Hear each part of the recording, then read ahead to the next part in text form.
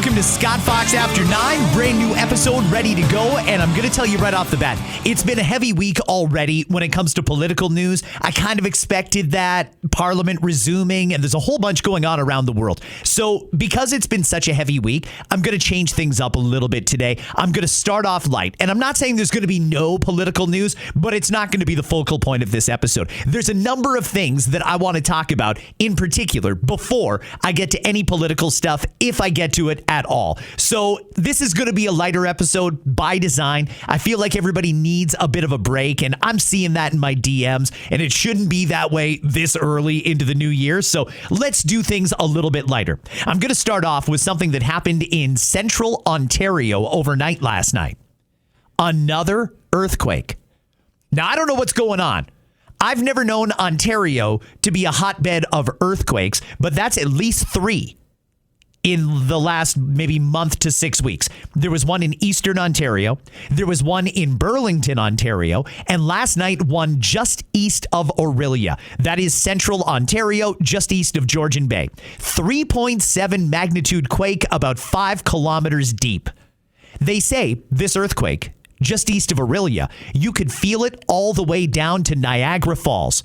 That's about a 2-hour drive, maybe a little bit more, and you could feel it. There are some reports that you could feel it in western New York. To the west, you could feel it in Kitchener. That again, about a 2-hour drive. You could feel it in Belleville to the east, about a 2.5-hour drive. Very, very strange, and I think the timing on this is really weird. I mean, while the earthquake, maybe that's not uncommon. I'm certainly not an expert by any means. But this earthquake happened shortly after a new video was just released. Just 2 weeks ago, the Weather Network published this. And I remember when it came out, I thought, well, that's kind of random. We don't get a lot of earthquakes around here. But this is what the Weather Network posted. Again, just two weeks ago. Canada has taken a major step forward in earthquake preparedness, with a new early warning system now officially up and running across Quebec and Eastern Ontario. The system is designed to give people those critical few seconds of advance notice before the strongest shaking begins. And in an emergency, those seconds can make all the difference. The system is in place in other earthquake-prone countries like Japan and works through a network of more than 200 ground sensors set up across the region. That's just a little bit of that video. And I'm not saying that there's anything nefarious going on here. I'm not thinking that there's anything sinister. I just think the timing is weird, and nor would I have thought of ourselves as an earthquake-prone area. But here we are. We now have an early detection system, which nearest I can tell did not work last night because everybody was quite surprised. But the good news here is no serious damage and no injuries. Good. Something to keep an eye on, though. 3 earthquakes in a 4 to 6 week period in one area. That seems like a lot. And if there's any experts listening right now, I do know that there are a few meteorologists that listen to the podcast regularly. They give me some great info. Maybe somebody could weigh in on why this is happening now and what specifically is causing these earthquakes. Let's move on. Another story that got a little bit of life the other day, and I want to follow up on it, is the story of the beluga whales at Marineland in Niagara Falls. As you've likely heard by now, those belugas are swimming around in a tank. Well, they have been since they were born. They were born in captivity, and the beluga whales have just sort of been swimming around doing their thing because the park is not open to the public. The staff that is there is just trying to keep the whales alive until they can figure out what to do next. The park is out of money, and they've told the government, if you don't let us export these whales, we're going to have to euthanize them. And I don't think there is anybody that wants to see that happen. Here's the thing. They had applied at Marineland to ship the belugas, and there's almost 24 of them, plus 4 dolphins on site. They had applied to send them to a marine facility in China. That application was denied. They're trying again, though, and they've put in an application to send them to... They're going to have to split them up, unfortunately, and I think that that's sad because I assume that whales build relationships just like people do. So they're going to get split up between 4 different parks in America. There's one in Atlanta. There's one in Florida. The one in Florida, I believe, is SeaWorld. There's a number of facilities across the U.S. that are willing to take in the beluga whales and the dolphins, and I think that's great. I don't know what transporting them is going to be like. I assume they base that on weight. They do anytime I go to Canada Post or FedEx, they weigh it and they base the shipping cost on the weight. I hope they don't do that with whales and dolphins. That would be very expensive. But it looks like the federal government is going to approve it. They gave the initial okay earlier this week.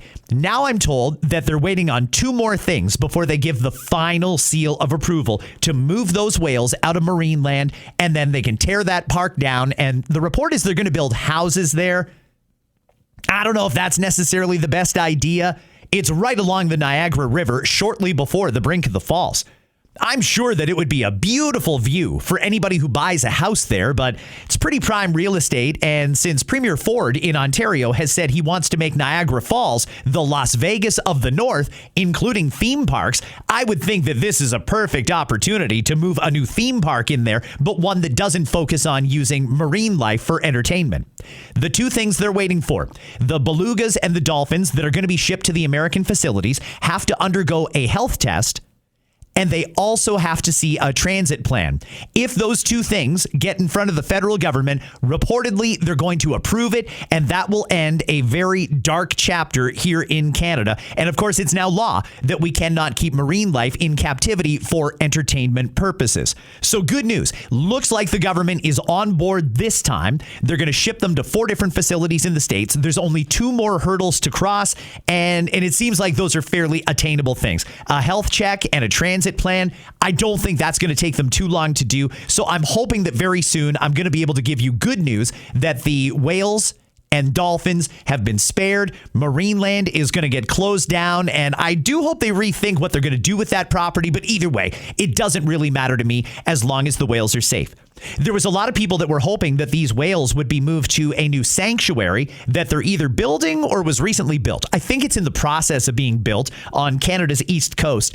Apparently, that facility is just not ready yet and won't be ready in time to move the belugas and the dolphins out there. So this is the best option, is to ship them down to parks in the U.S., where apparently they will be treated exceptionally well. The zoologists that I know, including my own daughter, say that the facilities that they're going to be going to in the States are world class, and these belugas are going to have a fantastic life. It'll be in captivity, but they're going to have a fantastic rest of their years, and I think that's great news.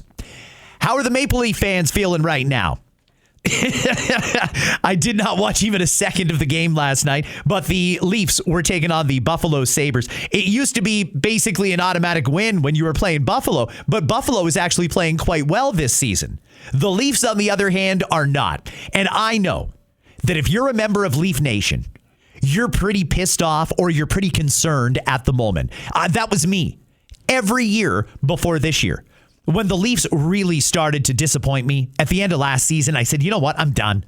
For my own mental health, for my sanity, I've got to stop cheering for this team. I spent 40 years wishing and hoping, and they never came through for me. So I had to give it up. And I decided I wasn't going to cheer for another team. I'm not going to turn my back on the Leafs, but I'm just not going to care. Once I gave up on them, what a dramatic improvement in my state of mind. Wow, does that ever make a difference? And I'm telling you, if you are frustrated with the Leafs, step 1, stop watching. Step 2, stop engaging with their social media. Step 3, stop going to the games. If you can detach yourself from that hot mess on the ice at Scotiabank Arena, you will feel a lot better. Last night, the Leafs gave up 7 against the Sabres. They lost 7-4. And even though I didn't watch the game, I did see a bit of the post-game interview in my feed because the media is salivating. The Toronto sports media is ruthless, as a nice word. When the Leafs are playing bad, they are like a dog with a bone. So I actually took the bait here. I watched a little bit of the post-game news conferences. I just want to play a couple of things for you before I move on. This is Leafs head coach Craig Berube after the game. Listen to the insight. Listen to the defeat in this man's voice. What did you learn about your team on this homestand? What did I learn about them? Yeah. Well, that we gotta keep the puck out of our net is what I learned, and we didn't do that here at home, other than the Detroit game. It's the only game we did. But until we decide to do things right and keep the puck out of our net, and that's the goalies included, this is what you're going to get. We scored enough goals on this homestand to win games. but we didn't keep the puck out of our net. You mentioned Until you want to keep the puck out of your net, and that's a couple things. Managing the game, puck play, don't give odd man rushes up, defend harder than we are. More desperation in defending, and goalies stop the puck. That's it. Well, we could score goals. We score goals, but until we want to keep the puck out of our net, this is what we're going to get. It's no more than that. I don't want to talk about it anymore. That's all it is. I don't need to learn anything about our team. I know our team, and they're capable of doing it. So, we can do it. The head coach of the Toronto Maple Leafs, talking about his team like they're a peewee team. We got to keep the puck out of our net. What did I learn about my team? I learned we got to keep the puck out of the net. Goalies included. We got to keep the puck out of the net. We score goals, but we got to keep the puck out of the net. When you have to break it down to a bite-size, easy-to-understand level like that, I feel like this guy is out of ideas. The Leafs have got, I believe it's 4 more games. They're all on the road, and then it's the Olympic break. And Auston Matthews is going to go play for Team USA, and William Nylander is going to go play for Team Sweden, and they're all going to go and have a great time. The Leaf stars, they're going to keep playing. The rest of them, though, are they going to practice and try and get better? Or are they going to go on a vacation and enjoy themselves and screw it? They are, I believe, 7 games out of a playoff spot at this point, and there's not a lot of hope here for Maple Leafs fans. And I'll tell you, if after all of that scandal last year, letting Mitch Marner walk away, thinking they would be a better hockey team by letting one of the best players in the country go, if they don't even make the playoffs this year, that is, by any metric, it's a total failure. I'm wondering when they're going to blow it up. There's been Leafs fans for years that have been saying, they got to blow it up. They got to blow it up. We've got to just admit it's going to suck, but we're going to have to let go of some fan favorites and some superstars. We've got to blow it up and start over again. I don't know that we necessarily do. We've still got one of the best players in the game on our team. In fact, a number of them are elite hockey players. The rest of them are a bunch of pylons that you would probably see at a family skate, though. They're not very good. Here's Auston Matthews after last night's embarrassing loss. How did you assess this one tonight? Yeah, it's tough. I thought, we started well, a couple bad breaks, and, we battled our way to get, back to even up the score, and then, just felt like our level dropped every time, we scored, and we were able to kind of felt like we gained momentum, and we just gave it right back. How do you regroup down moving forward? We got one road trip and 4 games left, and you want to obviously make the most of it. We've got to be more desperate as a team for the whole entire game, and going back on the road, it's a great time for us to be together, to regroup mentally, physically, and take it one game at a time. Obviously, these games are extremely important. Auston, what's the biggest takeaway from this homestand as a whole before you guys head on the road? Well, it wasn't great, obviously. When you have an opportunity like that coming back home and, you don't make the most of it, it's obviously very frustrating. So, we got to obviously be better. Down one. Do you think they should take the C away from Auston Matthews? There's some people suggesting that he doesn't have the passion or the skill set to be the captain of the Toronto Maple Leafs. Some people feel that way. I think that when they didn't make him the captain, when he initially came to the team, giving him the C after the fact, after they'd already let go of some good players and really missed their window, I think they set Auston Matthews up for failure personally. If that guy said, I want out of Toronto, trade me to another market, put me somewhere where I'm going to have good support, get me another Mitch Marner to feed me nonstop passes so I can score as many goals as I used to, I wouldn't blame that guy one bit if he wanted to walk away and say, you know what, I am done. I wouldn't blame him at all. He's wearing it, and granted, as the captain, you do have to show a little bit of leadership, but this is not just his problem. This starts right at the top. This is management. This is coaching. This is bad drafting. This is all kinds of problems all coming down at the same time, and Auston Matthews has got to wear it. I feel bad for the guy, but what else do we do? Who else is there to blame? And Leafs fans, they want blood, and I totally understand. Speaking figuratively, by the way, I don't know what we do with this team. But again, let me give you a little tip about mental health. If you want to feel better when you wake up in the morning, you make sure that you are not a diehard on the bandwagon Maple Leafs fan. You do not want to have that baggage with you all the time. It's not necessary, and you can just start off your day in a much more peaceful way, not looking at the score and getting yourself all fired up. So that is my little mental health tip for today. Give up on the Maple Leafs. Let's go to, this was an interesting thing that happened yesterday. I'm going to play a little bit of audio for you now from a very famous Canadian, Kevin O'Leary, Mr. Wonderful. You know him from Dragon's Den or possibly from Shark Tank. He is someone who President Trump does listen to. O'Leary does have access to President Trump, namely through Mar-a-Lago and other avenues, but he does have the president's ear. He is also frequently on U.S. television, and he's asked to comment on various different things. Kevin O'Leary sat down yesterday on the Fox Business Channel, and one of the things they asked him about was his assessment of where Canada-U.S. relations are right now. Let's slowly dip our toe in the water of a little bit of political stuff. Here's Kevin O'Leary yesterday on the Fox Business Channel. To understand exactly where we are at this moment, you have to go back about 12 months and understand what occurred. In a very short period of time, let's go back to the pre-inauguration days, the dinners that Trump was having in Mar-a-Lago. Back then, it was Trudeau, the idiot king, along with a woman named Christina Freeland, who Trump did not like from his first administration. That's when the barbs about buying Canada started. However, the idiot king was kicked out by his own parliament, and the new prime minister, Carney, that we're talking about, fired Freeland, which was a great signal to the administration in Washington. Really good outcome. Now the tiff begins. But Liz, I'm a numbers guy, and so are you, numbers woman. You look at the data. So let's look at the data in the last 11 months since Carney came in and this tiff started with Trump. Here's the data. The entire index of Canada, the stock market itself, went up 34% after 10 years of economic coma with the idiot king, just in the last 11 months, while this tiff was going on with Trump and with Carney. The Canadian dollar rose an additional 5.4%. Now, the S&P, I invest in both, is only up 14%. You've made 40% going long for one reason. You've made 40% in Canada because the whole world believes it's a giant negotiation. Everybody knows Trump is a transactional person. He likes personal relationships to get deals done. Carney has something Trump needs. And by the way, Trump has something Carney needs. 70% of all output of Canada goes to 26 states. They're the biggest trading partners, Canada. And for those states, Canada is their biggest trading partner. We're in love that way financially.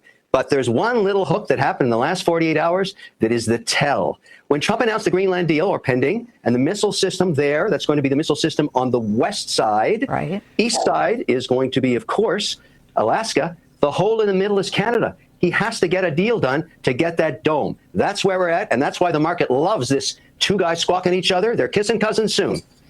That's actually a really interesting assessment. I never really thought of it completely in that context, but those are interesting words there from Kevin O'Leary and his assessment of where things stand between Canada and the USA. And he thinks that's part of the reason that the markets are fluctuating and behaving the way they are. By the way, before I play you a little bit more of that, how many people remember? I think it was about 6 months ago. How many people remember when I said, trust me, buy silver? Gold's too expensive, buy silver. Anybody who took my advice 6 months ago and bought silver, holy crap, you're welcome. Have you been following how rapidly gold and silver have been going up? Massive, massive increases. And there's no reason to think that's not going to continue. Precious metals are it right now, and because gold is so expensive, silver is going through the roof. I'm actually seeing people that are going online to reappraise their jewelry. Things like a Tiffany bracelet that they were given as a gift years ago. Well, Tiffany's is silver. Some of those things that were purchased for like $300 and $400 several years ago are now worth over $1,000. The incredible increase in the value of precious metals is real, and silver in particular is taken off. So, hey, if you took that financial advice, I don't usually give financial advice on the pod, but if you took my advice there, good for you, because you have made a smart investment, and I think it's only going to keep paying off. There's a lot of volatility. The U.S. dollar is dropping in value, and in my estimation, that's happening intentionally. I think Donald Trump wants the U.S. dollar to drop. And I think it's all part of a master plan to completely change around the way the U.S. economy functions. Would Canada be tied to that? I don't know how integrated we're going to be with the U.S. I hope we're very integrated. I just don't know if we're going to get there.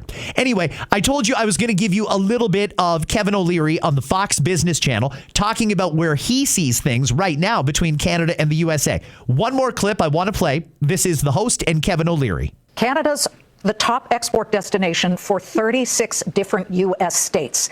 It's not as if it's a one-way relationship where Canada only needs the U.S. The U.S. does need Canada. So if you had to say who is in the pole position here, who's got the upper hand at the moment, is it Canada? Because they just struck this deal with China. We can show you some of the points of this deal. Some of it involved the electric vehicles. For example, access to China for the canola seed exports annually in exchange for access for 49,000 electric vehicles per year at 6.1% most favored nation rate. There's all kinds of other stuff.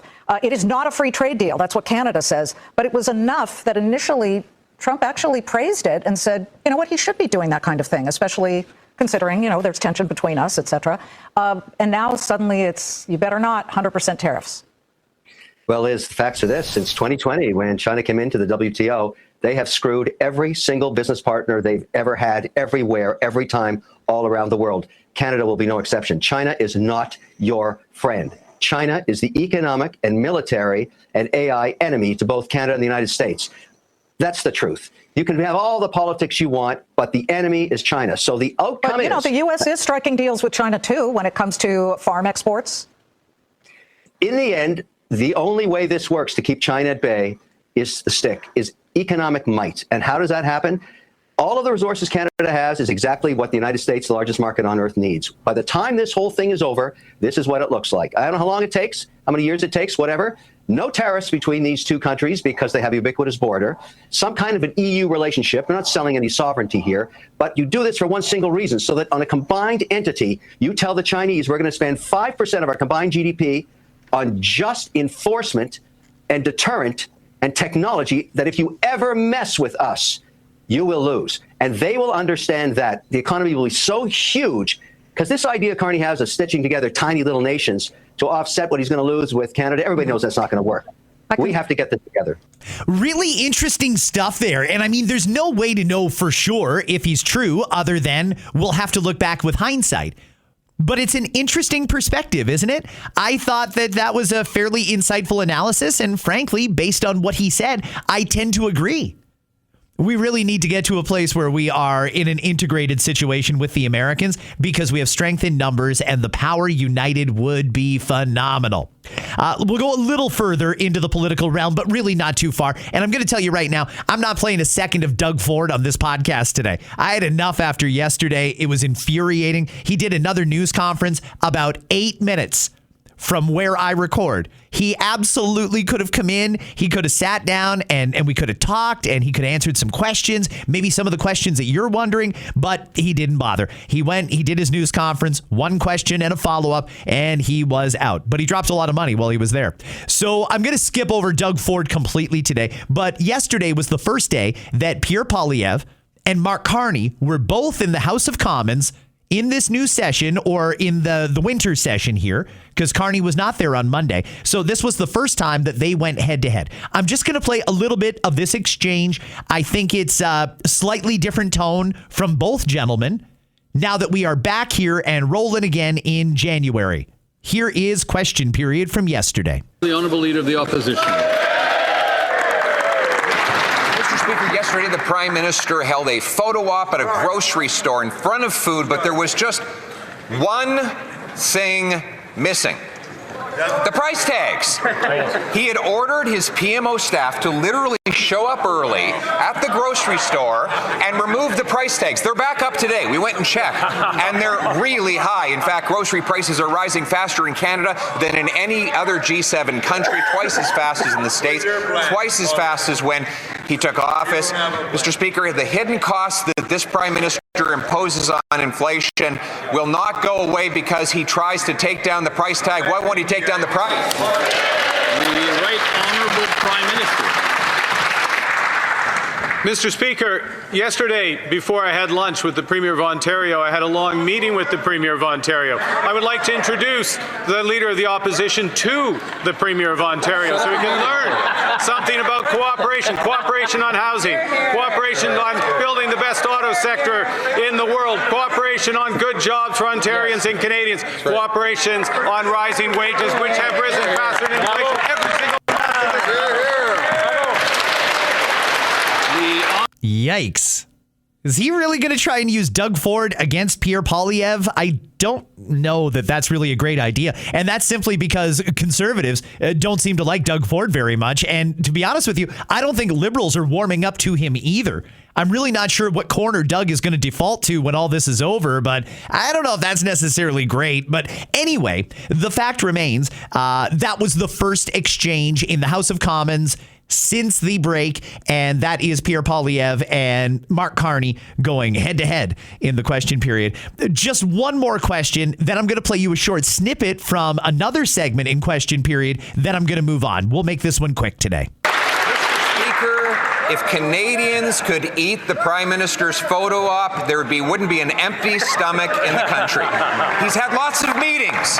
He's had signing ceremonies. He's had grand announcements and new bureaucracies. But what he hasn't delivered is real results. His biggest promise was that he was going to make food prices affordable. Since that time, food inflation has doubled, the worst in the G7. It's the result of his hidden taxes, the inflation tax from his deficits, the fuel taxes on farmers, fertilizers, and farm equipment. Why won't he, instead of trying to hide the price tag, why won't he get rid of the cost? The right honourable Prime Minister. Mr. Speaker, here's something we don't hide. Here's something we're proud of. Over 140,000 new jobs net created since the summer. More than the United States.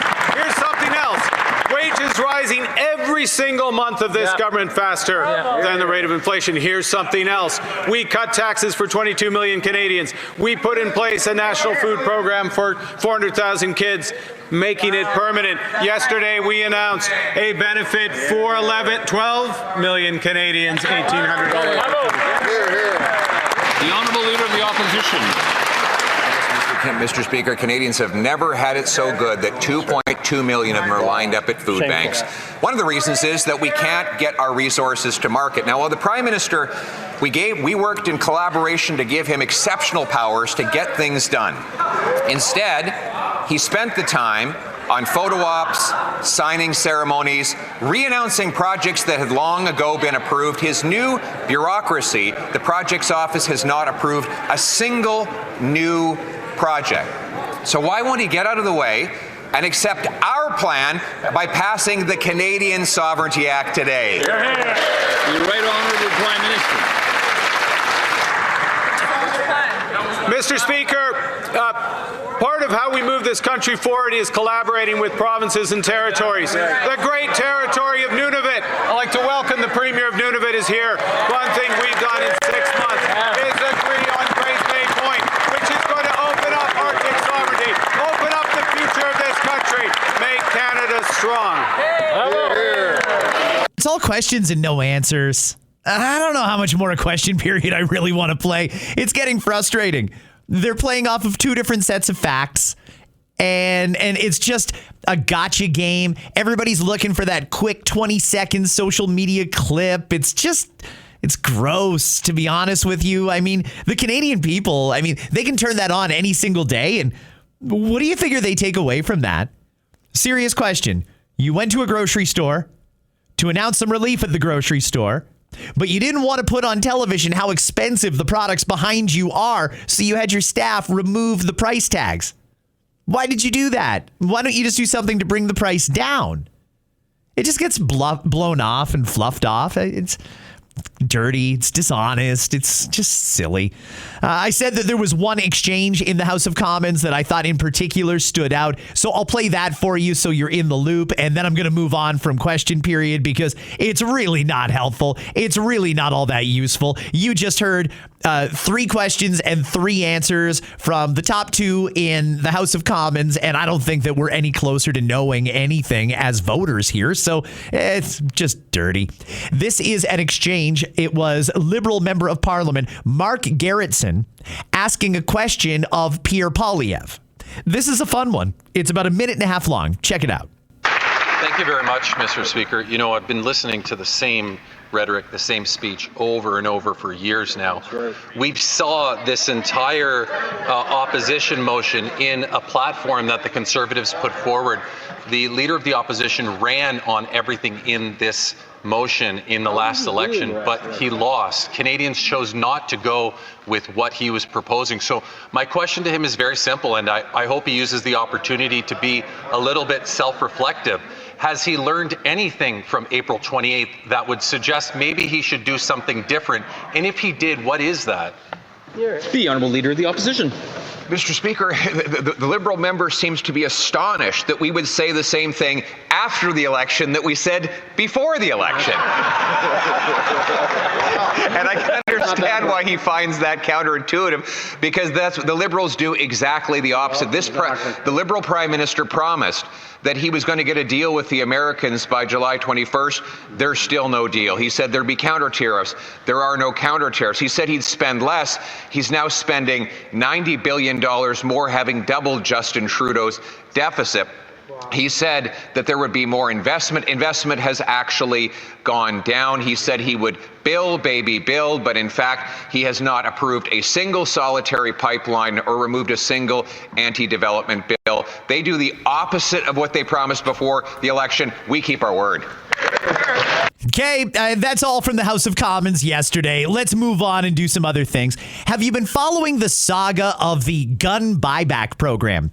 That was one that the Liberals said was a signature promise that they were going to get these dangerous military-type weapons off of our streets. And even though the people that have them are law-abiding citizens who were approved by the RCMP and by their local police force, even though they took the Canada Firearm Safety course, even though they went through the cooling off period and they were extensively vetted. The Liberals don't want people to have guns that they don't like. And by the way, they've set it up in a way that they can change the list at any time and continuously add models to it. The minister responsible for it, this is Gary Anandasengari, I believe. He is the Minister for Public Safety.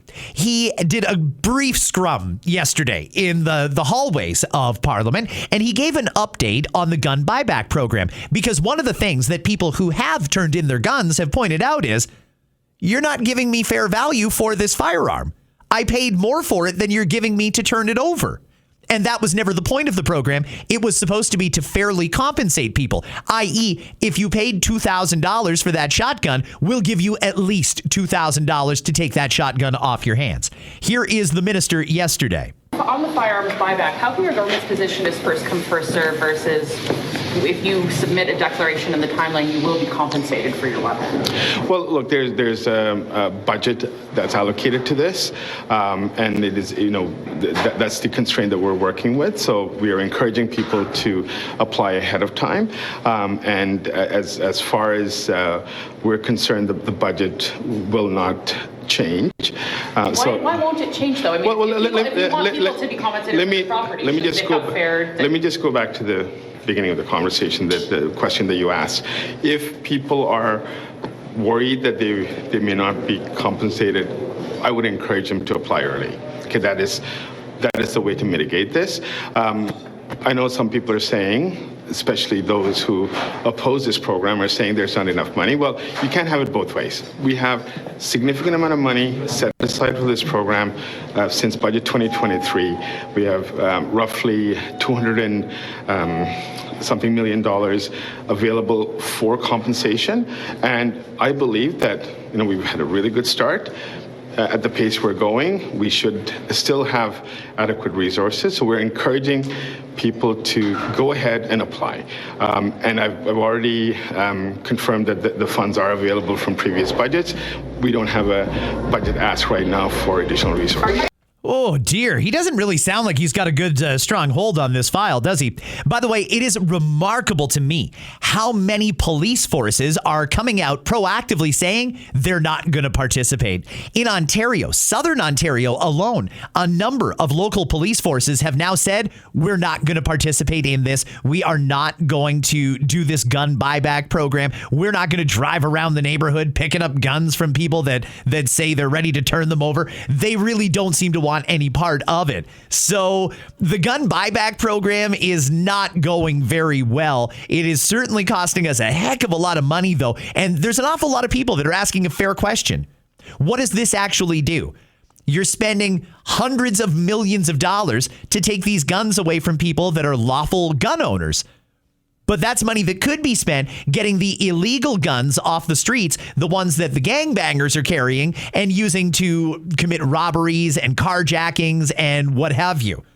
So it's a philosophy thing. It's an ideology thing. And so far, it really does seem like this program is not going to go very far. It's just going to waste a lot of money. That, in my estimation, is what's going on here.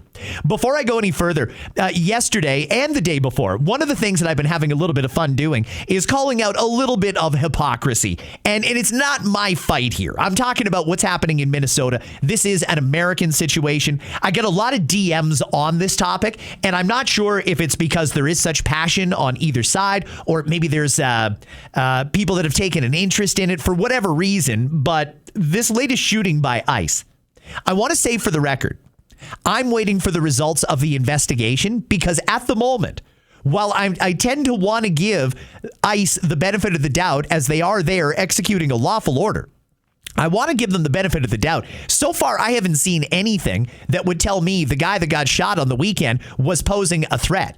He had a right to have a firearm there, as I pointed out it was earlier this week. He did have a right to have the firearm. He was licensed to carry it. He had a carry permit.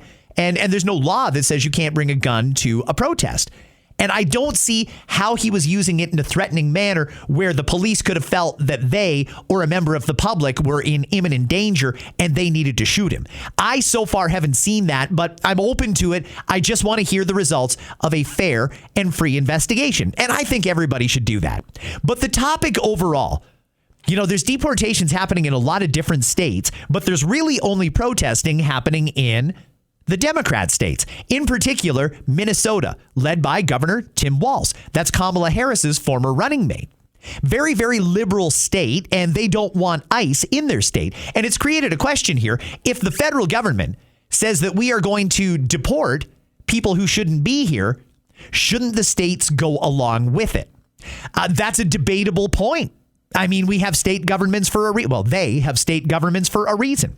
But what I'm having fun with here is calling out a little bit of the hypocrisy, because the media and many leaders on the left are all in on calling this out. They're trying to make it into a thing. They really want mass protests and things like that. But they didn't always feel that way. And one of the things that's happening a lot on social media is people are digging up old clips from some of these leaders that are now demanding ICE leave Minnesota, defund ICE. I've played for you in the last couple of episodes a number of clips from Barack Obama, Hillary Clinton, Chuck Schumer, Nancy Pelosi. These are the senior Democratic leaders who used to be all in favor of mass deportations. So I found a few more. I said, you know what? I can keep going. I've got dozens of these things. So I'm going to play you just a couple more today, because I think it's kind of funny, to be honest with you, how quickly this pivot happened. Here is President Barack Obama in 2010. And billions in tax revenue are lost each year because many undocumented workers are paid under the table. More fundamentally, the presence of so many illegal immigrants makes a mockery of all those who are going through the process of immigrating legally. Indeed, after years of patchwork fixes and ill-conceived revisions, the legal immigration system is as broken as the borders. Okay, that was President Barack Obama. Let's do a little montage of other Democratic leaders. And then I'm going to tell you why I've been doing this for the last couple of days. I'm going to get to a point on this. Listen to a bit of this montage with starting off with Nancy Pelosi and Chuck Schumer. We need to address the issue of immigration and the challenge we have of undocumented people in our country. We certainly don't want any more coming in. Illegal immigration is wrong, plain and simple. Until the American people are convinced that we will stop future flows of illegal immigration, we will make no progress on dealing with the millions of illegal immigrants who are here now and on rationalizing our system of legal immigration. When we use phrases like undocumented workers, we convey a message to the American people that their government is not serious about combating illegal immigration, which the American people overwhelmingly oppose. If you don't think it's illegal, you're not going to say it. I think it is illegal and wrong. People who enter the United States without our permission are illegal aliens, and illegal aliens should not be treated the same as people who entered the U.S. legally. Okay, I mean, these are senior Democratic leaders. These are people who right now are actively encouraging people in Minnesota to resist ICE, to fight these deportations, and to defund ICE. I mean, you've just heard them in their own words. They used to think the exact opposite. Let's go to 2013. Another Democrat leader, Bernie Sanders. What my concern is the provisions dealing with the guest worker programs. Real unemployment in America, counting those people who have given up looking for work and are working part-time when they want to work full-time, you know what it is? Close to 14%. Now, if you have, and it's higher for young people, it is higher for people of color. You have in this bill guest worker programs that will bring in hundreds of thousands of entry-level workers. Television, you hear these guys talking about all the PhDs are coming into this country. Hundreds of thousands of entry-level workers to work in kitchens, waiters, waitresses, lifeguards, ski resort workers. Is it really true that we can't find American workers to do those jobs? Frankly, I don't believe it. Do we really need, when you go to ghettos in this country, when you go to inner cities, you have 30, 40% unemployment. Do we really need hundreds of thousands of workers, entry-level workers from around the country coming in competing against these kids? I think not. Okay, that's Bernie Sanders saying that a lot of these migrants here are taking jobs that should rightfully belong to young people. Bernie Sanders is a well-respected leader he's left of center. So, I mean, these people, the hypocrisy now to say defund ICE, resist ICE, protest this. We can't let this happen to these poor people. Let me do one more. I told you I could do this for days. Former U.S. President Bill Clinton. All Americans, not only in the states most heavily affected, but in every place in this country, are rightly disturbed by the large numbers of illegal aliens entering our country. The jobs they hold might otherwise be held by citizens or legal immigrants. The public service they use impose burdens on our taxpayers. That's why our administration has moved aggressively to secure our borders more, by hiring a record number of new border guards, by deporting twice as many criminal aliens as ever before, by cracking down on illegal hiring, by barring welfare benefits to illegal aliens. In the budget I will present to you, we will try to do more to speed the deportation of illegal aliens who are arrested for crimes, to better identify illegal aliens in the workplace as recommended by the commission headed by former Congresswoman Barbara Jordan. We are a nation of immigrants, but we are also a nation of laws. It is wrong and ultimately self-defeating for a nation of immigrants to permit the kind of abuse of our immigration laws we have seen in recent years, and we must do more to stop it. That was Bill Clinton in the 1995 State of the Union. My point here is this. We all used to agree, for purely political reasons, a lot of those on the left that you've been hearing in this pod for the last couple of days, Bill Clinton, Bernie Sanders, Hillary Clinton, Barack Obama, Nancy Pelosi, Chuck Schumer, all of them, they all agreed. And at the end of the day, I think we still do. ICE's tactics, though, a lot of people feel they're over the top. And if you want to make that argument, I totally understand. But I also understand that we're not going to make any progress when we're this divided unless everybody can agree to a compromise. Why can't we do this? How about we do this? I'm just going to float the idea out there in the name of starting a conversation and trying to bring down the temperature. And I know that there's some people in Washington that listen to this podcast every single day to find out what the hell's going on in Canada. And hi, thank you. I appreciate you. And hopefully I'm helpful in some way. Why don't you guys just do this? Agree that we're going to get rid of the worst of the worst. The people who are there illegally, the people who have committed crimes, the people who are dead weight on society, people who are not contributing to the American social safety net, all of these things, reasons like that. Let's get rid of the people who everybody agrees shouldn't be there. They have a criminal history. They haven't respected the laws. They got to go. Once they're gone and we're left with a whole bunch of people who came into the country illegally, they broke the law. And you just heard Bill Clinton say any of the people who did that have broken the law. They shouldn't be there.